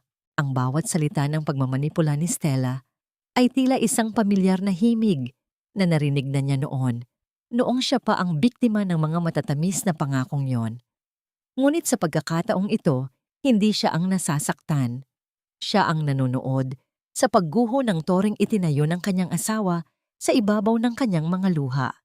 Sa gitna ng tensyon, pumasok si Doña Carmen. Ang bawat yabag nito sa sahig ay tila isang mabigat na tunog na nagpapatahimik sa lahat. Ang matanda ay tila isang reynang pilit na isinasalba ang kanyang korona kahit na ang kanyang palasyo ay nagsisimula na ring masunog. Upang makaiwas sa nakakasakal na atmosfera, nagpasya si Clara na lumabas upang diligan ang mga halaman sa hardin, isang gawain na tanging nagbibigay sa kanya ng kapayapaan. Habang hinahawakan niya ang hose at hinahayaan ang tubig na dumaloy sa mga tuyong dahon, naramdaman niya ang isang presensya sa likuran niya. Hindi ito ang mabigat na presensya ni Gabriel, kundi isang enerhiyang magaan at puno ng init. Si Mateo. Naroon ang lalaki nakasandal sa bakod habang may bitbit na isang maliit na supot ng mga sariwang prutas. Minsan ang pinakamagandang paraan upang ayusin ang isang sirang bagay ay ang hayaan itong tuluyang mabasag muna para makita mo kung ano ang nasa loob. Ang malumanay na wika ni Mateo, ang kanyang boses ay tila isang mahinang ihip ng hangin na nagdadala ng kaginhawaan. Napalingon si Clara at sa unang pagkakataon, sa loob ng mahabang panahon, nakaramdam siya ng isang tunay na kislap ng ligaya sa kanyang mga mata. Lumapit si Mateo at sa isang pagkilos na puno ng lambing, iniabot nito ang isang piraso ng hinog na mangga sa kanyang palad.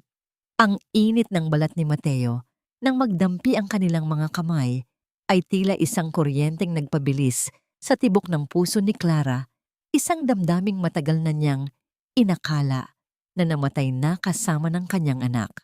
Ang simpleng titig ni Mateo ay sapat na upang maramdaman niyang muli na siya ay mahalaga, na siya ay hindi lamang isang kagamitang pwedeng itapon kapag lumana. "Salamat, Mateo. Minsan nakakalimutan ko na may mundo pa pala sa labas ng mansyong ito." Bulong ni Clara, ang kanyang boses ay may halong panginginig na dulot ng kilig at pasasalamat. Lagi mong tatandaan, Clara, na ang bawat sugat ay may katapat na lunas.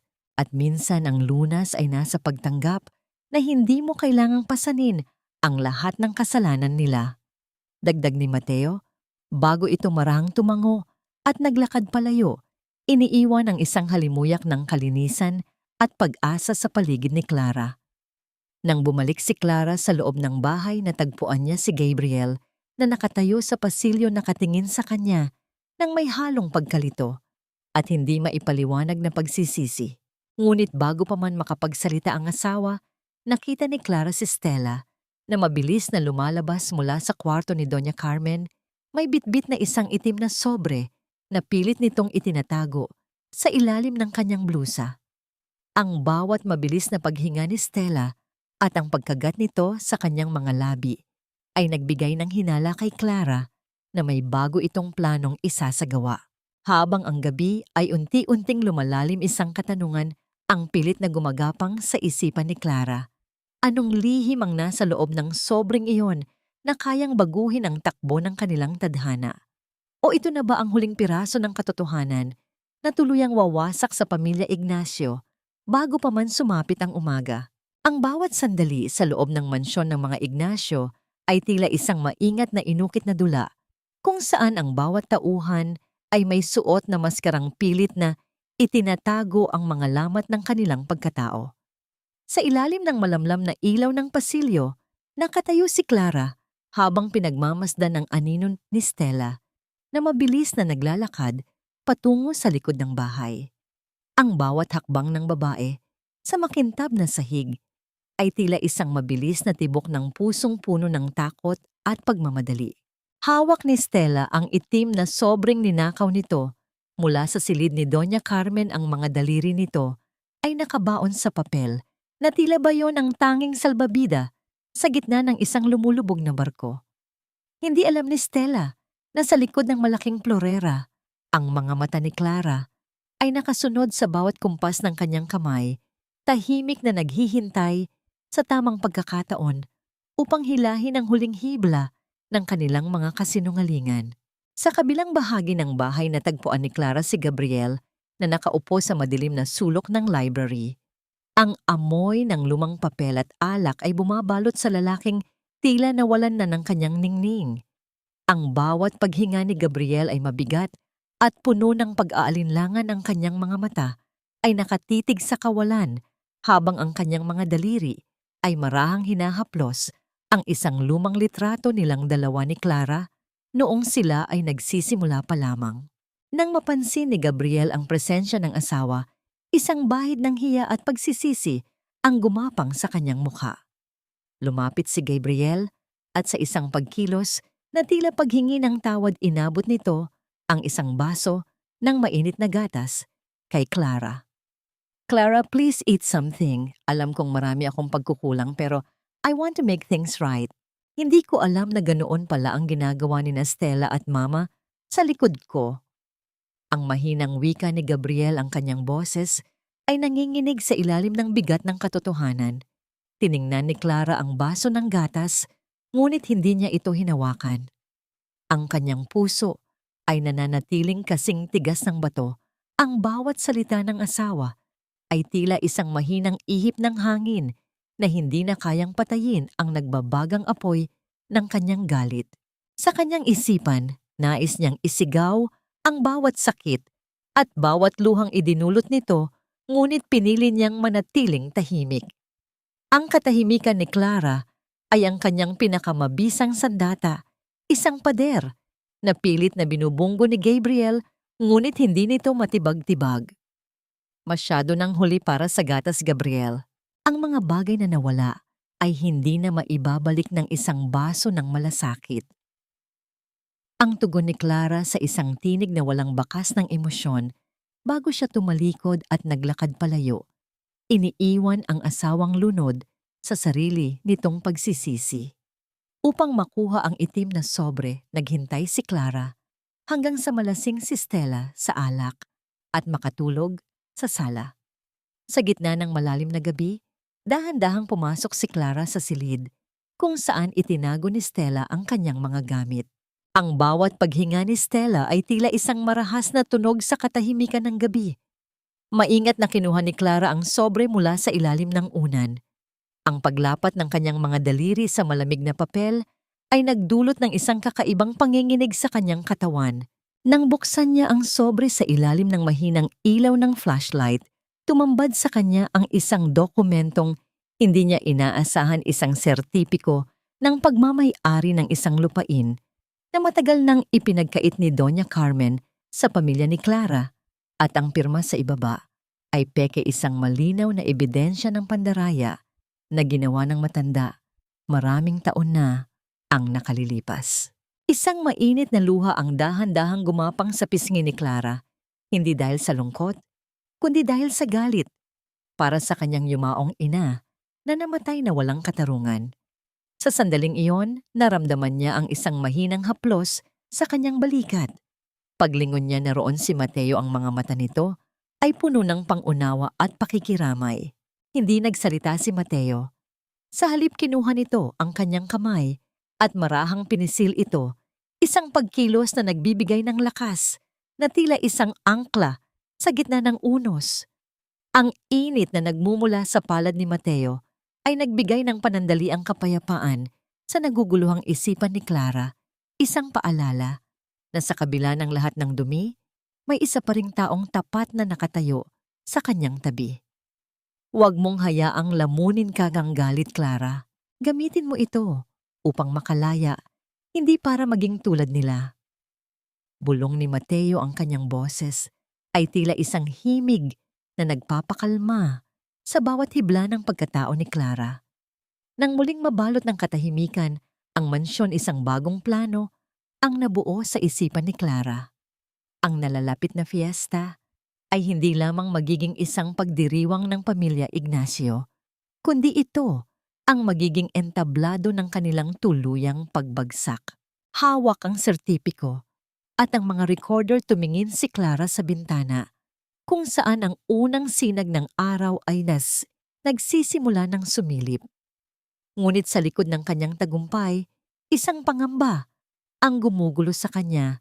Kung malalaman kaya ni Doña Carmen na hawak na ni Clara ang kanyang pinakamalaking lihim, ano ang kayang gawin ng matanda upang mapatahimik siya ng habang buhay, o baka may mas malalim pang kasamaan na naghihintay sa likod ng bawat ngiti ng kanyang biyanan na hindi pa niya natutuklasan. Ang hangin sa loob ng mansyon ng mga Ignacio ay tila naging malapot na lason na sumasakal sa bawat hininga ng mga nananahan dito. Habang papalapit ang araw ng malaking fiesta, ang bawat sulok ng bahay ay napupuno ng mga palamuting ginto at mamahaling tela, ngunit sa likod ng marangyang anyong ito ay ang nagngangalit na bagyo ng mga lihim at pagtataksil. Sa itaas na palapag, ang marahas na paghalughog ni Stella sa kanyang mga kagamitan ay lumikha ng isang nakakabalisa na ingay, ang pagbagsak ng mga kahon, ang pagkalat ng mga damit sa sahig, at ang mabilis na paghinga ng isang babaeng unti-unting nilalamunan ng sarili niyang takot. Nawawala ang itim na sobre. Ang piraso ng katotohanang hawak niya laban kay Doña Carmen ay naglaho na parang bula, at kasabay nito ay ang seguridad na kanyang pinanghahawakan. Sa gitna ng kaguluhan ni Stella, nanatiling tahimik si Clara sa kanyang maliit na silid sa ilalim ng hagdan. Hawak niya ang dulo ng panyong ibinigay ni Mateo. Ang mga daliri niya ay marahang sumusunod sa bawat burda ng mga dahon. Ang panyong ito ay naging kanyang tanging angkla sa gitna ng mundong puno ng panlilinlang. Sa bawat haplos niya sa tela, tila nararamdaman niya ang init ng palad ni Mateo at ang malumanay na boses nito na nagpapaalala sa kanya na may buhay pa sa labas ng puot. Ngunit ang gunita ng kanyang anak, ang munting sapatos na nakatago sa ilalim ng kanyang unan, ay muling nagdala ng isang matalim na hapdi sa kanyang puso. Ang baybay ng kanyang sanggol ay isang sugat na kailanman ay hindi maghihilom, isang utang na dapat bayaran ng pamilya Ignacio nang higit pa sa kanilang yaman. Lumabas si Clara upang kumuha ng kape nang makasalubong niya si Gabriel sa pasilyo. Ang asawa niya ay tila isang anino ng dati nitong sarili. Ang kanyang mga mata ay malalim at balot ng itim, bakas ang puyat, at ang bigat ng pag-aalinlangang pilit na sumisira sa kanyang isipan. Nang makita niya si Clara, tumigil si Gabriel at tila nais hawakan ang balikat ng asawa, ngunit mabilis na umiwas si Clara. Ang bawat lapit ni Gabriel ay tila isang marahas na paglapastangan sa bawat gabing umiyak si Clara nang mag-isa sa ospital. Clara, hindi mo na ba talaga ako mapapatawad? I made a mistake, pero I'm trying to fix everything. I already asked Stella to prepare her things. Ang pagsisisi sa tinig ni Gabriel ay tila isang tuyong dahon na hinahangin walang bigat at walang saysay para kay Clara.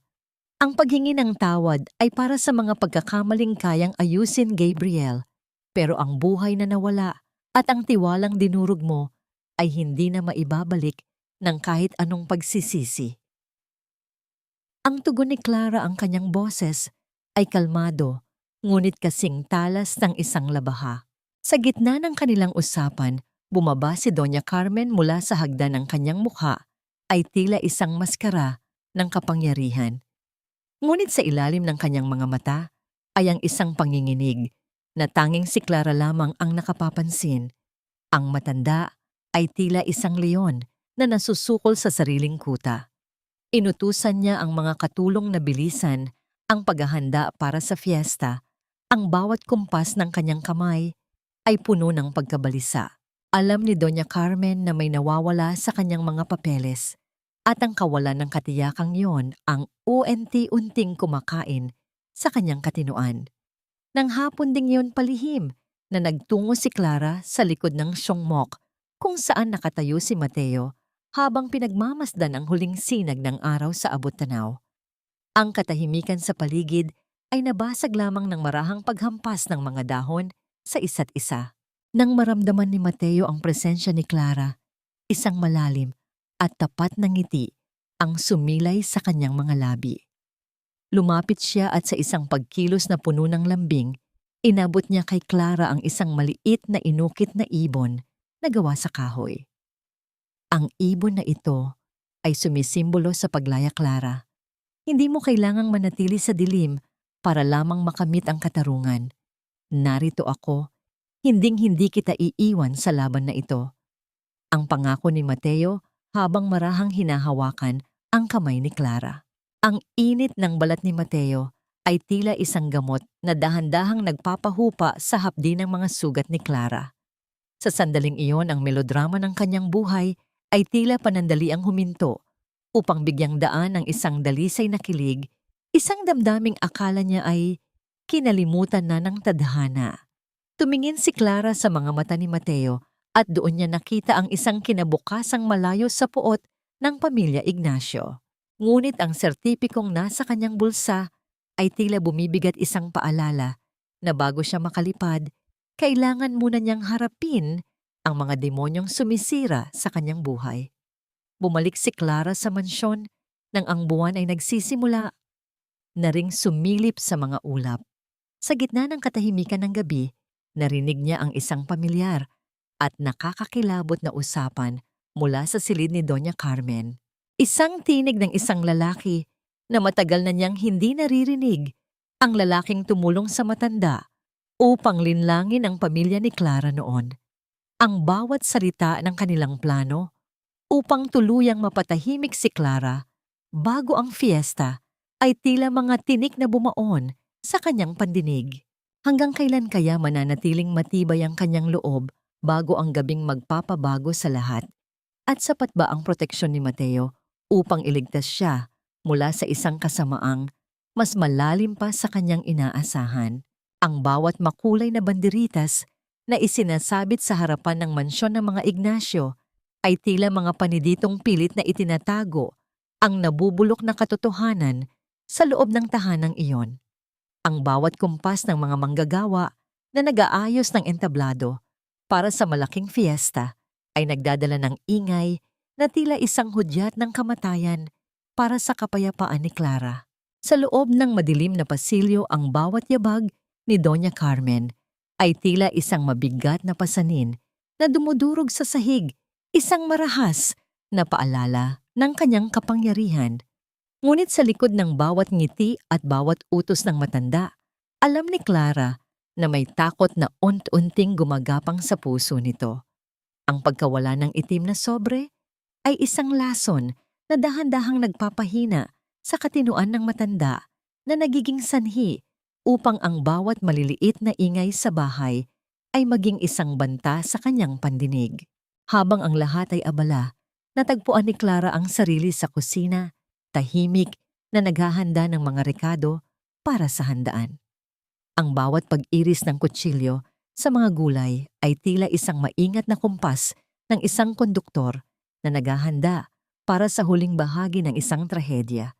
Pumasok si Stella, ang mukha ay balisa at ang mga mata ay mabilis na gumagala sa paligid. Hindi na ito ang babaeng puno ng yabang na dumating ilang linggo na ang nakalilipas. Ang Stella ngayon ay tila isang anino na natatakot sa sarili niyang refleksyon. Lumapit siya kay Clara, ang boses ay nanginginig at puno ng pekeng pagsisisi.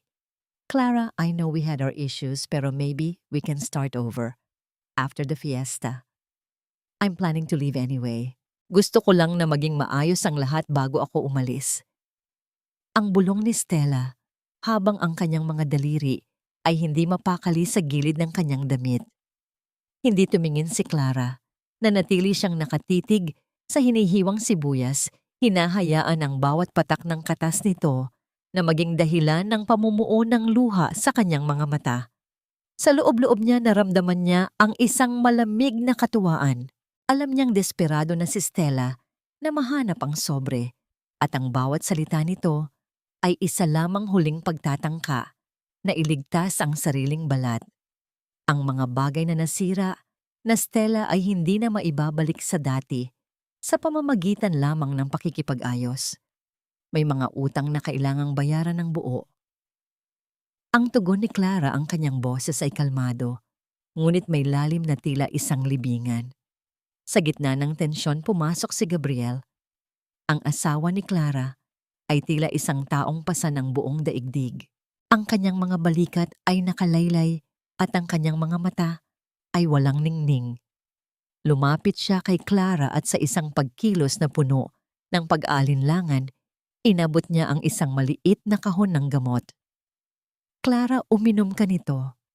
Sabi ni Mama, you haven't been sleeping well. Ayokong mapagod ka masyado para sa fiesta bukas. Please take care of yourself. Ang pagsisisi sa boses ni Gabriel ay tila isang mahinang ihip ng hangin sa gitna ng isang nagngangalit na bagyo. Tinanggap ni Clara ang gamot, ngunit alam niya ang layunin ng kanyang biyenan. Narinig niya ang plano ni na Doña Carmen at ng lalaking kasabwat nito kagabi. Ang gamot na ito ay hindi para sa kanyang pagtulog, kundi upang patulugin siya ng tuluyan sa gabi ng pagdiriwang upang hindi siya makapagsalita kailanman. Marahan niyang itinago ang gamot sa loob ng kanyang palad, isang lihim na saksi sa kasamaan ng mga taong itinuring niyang pamilya. Nang sumapit ang hapon, nagtungo si Clara sa kanilang lumang hardin, ang tanging lugar na hindi pa tuluyang nalalason ng presensya ni Stella. Doon muli niyang naramdaman ang pamilyar na init sa kanyang likuran. Si Mateo. Lumapit ang lalaki at sa isang pagkilos na puno ng katapatan, binalot nito ng kanyang malalaking palad ang nanginginig na mga kamay ni Clara. Ang bawat haplos ni Mateo sa kanyang balat ay tila isang panalangin na nagbibigay ng lakas sa kanyang sugatang pagkatao. Bukas na ang lahat, Clara. Handa na ang mga dokumento at ang mga saksi. Huwag kang matatakot. Sa bawat sandali ng gabing iyon, nasa likod mo lang ako. Hinding-hindi kita hahayaang malunod sa kanilang mga laro. Ang pangako ni Mateo, ang kanyang mga mata, ay tumatagos sa kaluluwa ni Clara. Naramdaman ni Clara ang isang matinding kilig na bumalot sa kanyang puso, isang damdaming matagal na niyang inakalang patay na. Ang pagtitiwala ni Mateo sa kanya ang naging tanging sandigan niya sa gitna ng mundong puno ng pagkukunwari. Isinandal ni Clara ang kanyang ulo sa balikat ni Mateo, hinahayaan ang bawat paghinga ng lalaki na maging musika sa kanyang pandinig. Sa sandaling iyon, ang hapis ng kanyang nakaraan ay tila dahan-dahang napapalitan ng isang bagong pag-asa. Mateo, pagkatapos ng lahat ng ito, may puwang pa kaya para sa isang taong tulad ko, isang taong durog at puno ng galit? Ang tanong ni Clara, ang kanyang boses ay puno ng pag-aalinlangan. Ang mga durog na bagay, Clara, ay ang mga bagay na mas madaling pasukin ng liwanag. Hindi ka durog para sa akin. Ikaw ang pinakamatapang na babaeng nakilala ko. Ang tugon ni Mateo, bago ito marahang humalik sa kanyang noo, isang halik na puno ng respeto at pangako. Nang bumalik si Clara sa loob ng mansyon, ang bawat ilaw sa paligid ay nagsisimula nang magliwanag para sa gabi bago ang fiesta. Ngunit sa gitna ng kislap ng mga bumbilya, naramdaman ni Clara ang isang malamig na titig mula sa madilim na sulok ng itaas na palapag. Si Doña Carmen ay nakatayo doon, ang kanyang mga mata ay kasing talas ng lawin habang nakatingin kay Clara. Alam ng matanda na may kakaiba sa kilos ng kanyang kondaog. Habang ang gabi ay lumalalim, isang nakatutulig na katahimikan ang bumabalot sa buong bahay. Ito na ang huling gabi, bago ang katotohanan ay tuluyang sumabog. Kayang-kaya ni Clara na manatiling matatag kapag ang bitag na inihanda para sa kanya ay dahan-dahang nang nagsasara. At ano ang gagawin ni Gabriel kapag nalaman niyang ang asawang pilit niyang pinoprotektahan ay siya ring may hawak ng mitya ng kanilang pagkagunaw. Ang bawat sulok ng mansyon ng mga Ignacio ay naliligid sa ginto at kislap ng mga kristal na ilaw, tila isang marangyang kaharian na pilit itinatago ang nabubulok na pundasyon nito.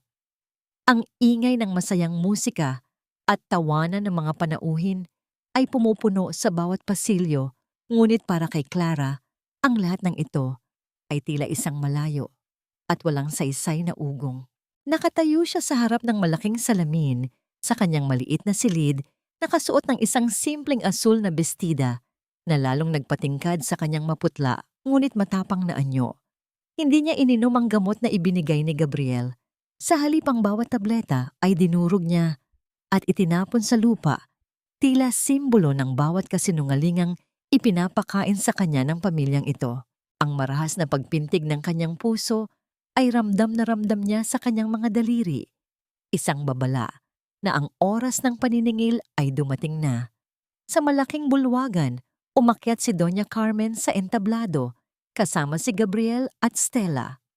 Ang matanda ay may suot ng ngiting puno ng tagumpay, habang ang kanyang mga kamay na may suot na mamahaling hiyas ay nakapatong sa balikat ng kanyang anak. Ipinahayag ng matanda ang muling pagsilang ng kanilang kumpanya sa ilalim ng pamumuno ni Gabriel at Stella, habang ang bawat salita niya ay tila isang marahas na pagbubura sa lahat ng hirap at sakripisyo ni Clara sa loob ng 5 taon. Sa tabi nila, si Stella ay nag-aanyong isang mapagkumbabang biktima. Ang mga mata ay nagniningning sa katuwaan habang ninanamnam ang atensyong dapat ay para sa tunay na asawa. Ngunit ang katahimikan ng bulwagan ay biglang napunit ng dahan-dahang maglakad si Clara patungo sa gitna ng entablado. Ang bawat hakbang niya sa makintab na sahig ay lumikha ng isang nakabibinging kiong tenisyon na nagpatahimik sa lahat ng panauhin. Hindi siya ang babaeng tiyak na inaasahan nilang makikita, isang babaeng hulas mahina at durog. Ang bumungad sa kanila ay isang Clara na may mga matang kasing talim ng kidlat at tindig na kasing tatag ng isang bundok. Inagaw ni Clara ang mikropono. Mula sa kamay ng kanyang biyenan, ang bawat kumpas ng kanyang kamay ay puno ng awtoridad na matagal na niyang kinalimutan. Ang gabing ito ay hindi tungkol sa pagdiriwang ng tagumpay, kundi tungkol sa paglalantad ng mga dumi na pilit ninyong itinago sa ilalim ng inyong mga mamahaling carpet. Ang boses ni Clara ay kalmado, ngunit bawat pantig ay tila isang punyal na tumatagos sa katahimikan. Nagliwanag ang malaking screen sa likuran niya at sa halip ng mga larawan ng pamilya, ang bumungad ay ang mga dokumentong nagpapatunay ng ilegal na paglilipat ng pondo ni Doña Carmen at ang lihim na pakikipagkasundo ni Stella sa isang lalaking nagngangalang Marco. Hindi pa natatapos ang lahat ng umalingaw-ngaw sa buong bulwagan, ang isang pagtatala ng boses ang usapan ni na Doña Carmen at Stella noong gabing mawala ang anak ni Clara, kung paano nila hinayaang magdusa ang babae sa gitna ng bao habang sila ay nagtatawanan. Ang bawat salita ng kanilang kawalang hiyaan ay tila isang malamig na tubig na nagpasingaw sa katuwaan ng mga panauhin. Ang mukha ni Gabriel ay unting nawalan ng kulay. Tila ba ang bawat hibla ng kanyang pagkatao ay gumuho sa harap ng katotohanan. Napatingin siya kay Clara nang may matinding pagkabigla at pagsisisi, ngunit ang mga mata ng asawa ay nanatiling kasing lamig ng semento sa ilalim ng ulan. Sa gitna ng kaguluhan, pumasok ang ilang mga opisyal ng batas, ang mga yabag ng kanilang mga sapatos Sa marmol na sahig ay tila isang pinal na hatol. Iniharap nila ang warrant of arrest para kay Doña Carmen sa kasong pandaraya at paglustay ng pondo. Ang gulat at hiya sa mukha ng matanda ay hindi matatawaran. Ang reynang dati ay mapagmataas ay tila naging isang basang sisiw na pilit na kumakawala sa mga kamay ng batas. Lumapit si Gabriel kay Clara, ang kanyang mga kamay ay nanginginig habang pilit na humahawak sa braso ng asawa. Clara, patawarin mo ako. I didn't know. Hindi ko akalaing gawa-gawa lang ang lahat. Ang paghikbi ni Gabriel ay tila isang mahinang ihip ng hangin sa gitna ng isang gumuguhong gusali. Dahan-dahang inalis ni Clara ang kamay ni Gabriel mula sa kanyang braso. Wala siyang galit na ipinakita, kundi isang malalim na awa na mas masakit pa kaysa sa kahit anong sampal. Kinuha niya ang kanyang singsing sa kasal at marahan itong inilapag sa palad ni Gabriel. Ang tunog ng paglapat ng ginto sa balat ng asawa ay tila isang pinal na pagputol sa bawat hibla ng kanilang ugnayan. Lumingon si Clara sa huling pagkakataon at doon sa dulo ng bulwagan, nakita niya si Mateo na nakatayo nang may mga matang puno ng pagmamalaki at pagmamahal. Ang tanging angkla niya sa gitna ng unos ay naroon naghihintay na ilayo siya sa impyernong ito. Humakbang si Clara, palabas ng mansyon, hinahayaan ang sariwang hangin ng gabi na humaplos sa kanyang mukha. Sa likuran niya ang bawat sigaw ni Stella at ang bawat akusasyon ni Doña Carmen ay tila naglalaho na sa dilim. Ngunit sa gitna ng kanyang kalayaan, isang tanong ang nanatiling nakaukit sa kanyang isipan. Pagkatapos ng gabing ito, ng paniningil, sapat na ba ang katarungang nakuha niya upang mapatahimik ang kaluluwa ng kanyang nawalang anak? O ang bawat tagumpay niya ay may kalakip na isang panibagong pighati na kailangan niyang pasanin habang nagsisimulang muli sa piling ni Mateo? 6 na buwan na ang lumipas mula nang huling beses na humakbang si Clara palabas ng mansyon ng mga Ignacio. Bitbit ang kanyang dignidad at ang mga sugat na dahan-dahan nang naghihilom. Ngayon, ang bawat umaga niya ay nagsisimula sa marahang paghampas ng mga alon sa pampang isang oyayi ng kalikasan na nagpapatahimik sa mga anino ng kanyang nakaraan. Sa isang maliit na bayan sa pampang itinayo ni Clara ang kanyang sariling siyongmok, isang payak na gusaling gawa sa kawayan at kahoy kung saan ang amoy ng sariwang dagta at tablon ang bumabalot sa kanyang buong pagkatao. Ang bawat pagkuskos niya ng papel de liha sa ibabaw ng magaspang na kahoy ay tila isang paraan ng pagpapakinis sa kanyang sariling kaluluwa. Inaalis ang bawat dumi ng pait at puot na iniwan ng pamilyang umapi sa kanya. Habang maingat na nilalagyan ni Clara ng barnis ang isang inukit na upuan, narinig niya ang marahang paglakad ng isang tao sa buhanginan sa labas. Hindi na siya kinakabahan sa bawat yabag na naririnig. Alam niya ang bigat at ritmo ng mga hakbang na yon. Ang bawat paglapit ng taong ito ay nagdadala ng init na tila sikat ng araw sa gitna ng tag-ulan. Pumasok si Tita Flor, bit-bit ang isang baso ng sariwang buko juice.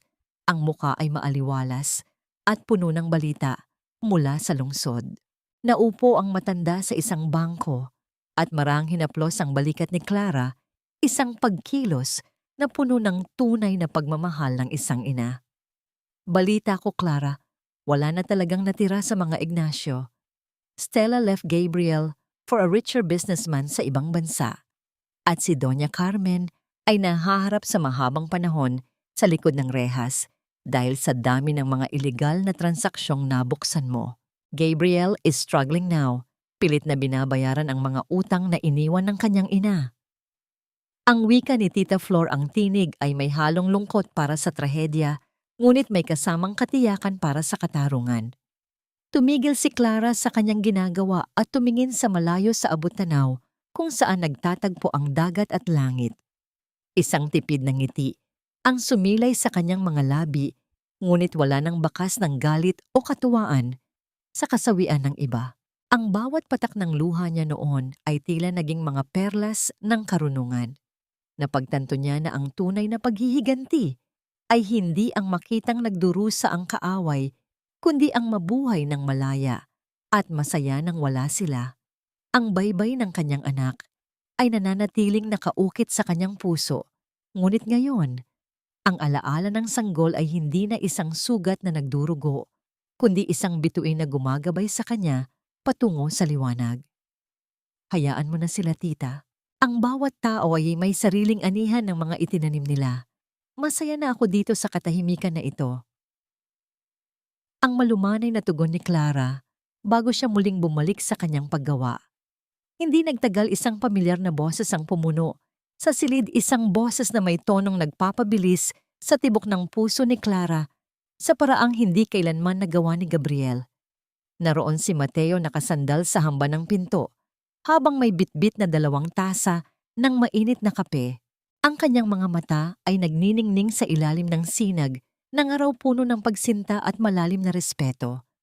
Lumapit si Mateo kay Clara at sa isang pagkilos na puno ng lambing, inilapag niya ang kape sa mesa bago kinuha ang isang malinis na panyo. May matkua ka na naman sa no, Clara. Masyado kang seryoso sa trabaho, baka makalimutan mo nang may naghihintay sa'yo para sa hapunan. Ang biro ni Mateo habang dahan-dahan niyang pinupunasan ang mantsa sa balat ni Clara. Ang dampi ng mga daliri ni Mateo sa kanyang noo ay nagdulot ng isang matinding kilig na bumalot sa buong pagkatao ni Clara. Isang banayad na init ang gumapang mula sa kanyang pisngi patungo sa kanyang dibdib. Sa unang pagkakataon, naramdaman ni Clara na hindi siya isang kagamitan o isang anino. Siya ay isang babaeng minamahal at pinapahalagahan. Hinawakan ni Clara ang kamay ni Mateo at sa isang sandali ng perpektong katahimikan, isinandal niya ang kanyang ulo. Sa dibdib ng lalaki, hinahayaan ang bawat paghinga nito na maging kanyang sariling lakas. Ang amoy ng kape at ang amoy ng malinis na hininga ni Mateo ang naging pinakamahalimuyak na pabango sa kanyang mundo. Thank you, Mateo, for not giving up on me kahit noong mukha na akong patay sa loob. Bulong ni Clara ang kanyang boses ay nanginginig sa labis na pasasalamat. I will never give up on you, Clara, because I know the heart inside this strong woman is worth fighting for. Ang tugon ni Mateo bago niya marang kinuha ang isang rolyo ng papel mula sa kanyang bulsa at inilatag ito sa ibabaw ng workshop table. Nang buksan ni Clara ang papel, tumambad sa kanya ang isang detalyadong blueprint ng isang bahay. Hindi ito isang mansyon na kasing laki ng sa mga Ignacio, kundi isang magandang tahanang gawa sa kahoy at salamin, nakaharap sa dagat at may malawak na hardin para sa mga bagong sibol. Sa itaas na bahagi ng plano, may nakasulat na mga salitang nagpahinto sa mundo ni Clara, tahanan natin. Tumingin si Clara kay Mateo, ang mga mata ay muling namuo ng luha. Ngunit sa pagkakataong ito, ang bawat patak ay bunga ng isang kaligayahan na hindi niya akalaing makakamtan niya muli. Sa gitna ng bagong umaga, isang katanungan ang pumasok sa kanyang isipan. Handa na ba siyang tuluyang bitawan ang pait ng kahapon upang simulan ang pagtatayo ng isang hinaharap kung saan ang tanging batas ay ang pag-ibig at katapatan? Ang huling sinag ng araw ay dahan-dahang humahalik sa ibabaw ng dagat, nag-iiwan ng kulay kahel at lilang guhit sa langit na tila isang dambuhalang painting ng kapayapaan. Sa beranda ng kanyang bagong tahanan, nakaupo si Clara habang marahang iniuuyan ang isang maliit at inukit na ibon sa kanyang mga palad. Ang amoy ng sariwang luntian at ang alat ng dagat ay humahalo sa halimuyak ng bagong tabas na kahoy mula sa kanyang workshop sa ibaba. Wala na ang masisikip na pasilyo ng mansyong Ignacio, wala na ang amoy ng laso ng pagkukunwari, at wala na ang mabigat na kadena ng utang na loob na dati ay sumasakal sa baybay ng kanyang bawat hininga. Sa katahimikang ito, natagpuan ni Clara ang isang uri ng kayamanan na hindi kayang bilhin ng kahit anong ginto ang kalayaan ng kanyang sariling kaluluwa. Naramdaman ni Clara ang isang pamilyar at mainit na presensya sa kanyang likuran. Hindi siya lumingon dahil alam ng kanyang puso ang bawat ritmo ng paghinga ng lalaking nagpabalik ng kulay sa kanyang mundo. Lumapit si Mateo at sa isang pagkilos na puno ng labis na pag-iingat, ipinatong nito ang isang makapal na shawl sa mga balikat ni Clara upang protektahan siya mula sa malamig na hangin ng gabi. Ang pagdampi ng tela at ang banayad na haplos ng mga kamay ni Mateo sa kanyang balikat ay nagdulot ng isang matamis na panginginig sa buong katawan ni Clara. Naupo si Mateo sa kanyang tabi, kinuha ang kanyang kamay at dahan-dahang pinagkurba ang kanilang mga daliri. Ang init ng palad ng lalaki ay tila isang pangako na hinding-hindi na siya muling maglalakad ng mag-isa sa dilim. Masyado ka na namang malalim ang iniisip, Clara. Are you still thinking about the past? Ang malumanay na tanong ni Mateo, ang boses ay puno ng pagsinta at kuryosidad. Tumingin si Clara sa mga mata ni Mateo, doon sa kailaliman ng mga matang yon na dati ay estranghero, ngunit ngayon ay naging kanyang buong mundo. Hindi na ang pait ang iniisip ko, Mateo. Inisip ko lang kung paano ako nakarating dito. Tinanong ko ang sarili ko kung napatawad ko na ba sila. At napagtanto ko, hindi ko kailangang patawarin ang kanilang mga kasamaan para lamang makamit ang peace of mind. Ang mahalaga ay napatawad ko na ang sarili ko dahil hinayaan kong maging mahina ako noon. I have finally let go of the pain and that is enough. Ang tugon ni Clara, ang kanyang boses, ay may tatag ng isang babaeng dumaan sa apoy at lumabas na mas makinang pa sa diamante. Marahang hinila ni Mateo si Clara patungo sa kanyang dibdib. Hinahayaan ang bawat tibok ng kanyang puso na maging kumpas ng kanilang katahimikan. Sa sandaling iyon, ang melodrama ng kanyang buhay ay formal nang nagtapos upang bigyang daan ang isang bagong kabanata ng pag-ibig na walang hinihinging kapalit. Napagtanto ni Clara na ang tunay na katarungan ay hindi lamang ang makitang bumagsak ang mga umapi sa kanya, kundi ang mahanap ang lakas ng ngumiti muli ng may katapatan. Ang bawat sugat ng kanyang nakaraan ay naging mga pilat ng karangalan, isang paalala na sa likod ng bawat madilim na bagyo ay may naghihintay na isang payapang dalampasigan. Habang ang buwan ay nagsisimulang sumilip sa likod ng mga ulap, naglakad ang dalawa, papasok sa loob ng kanilang tahanan. Ang liwanag mula sa loob ng bahay ay tila isang yakap na sumasalubong sa kanila.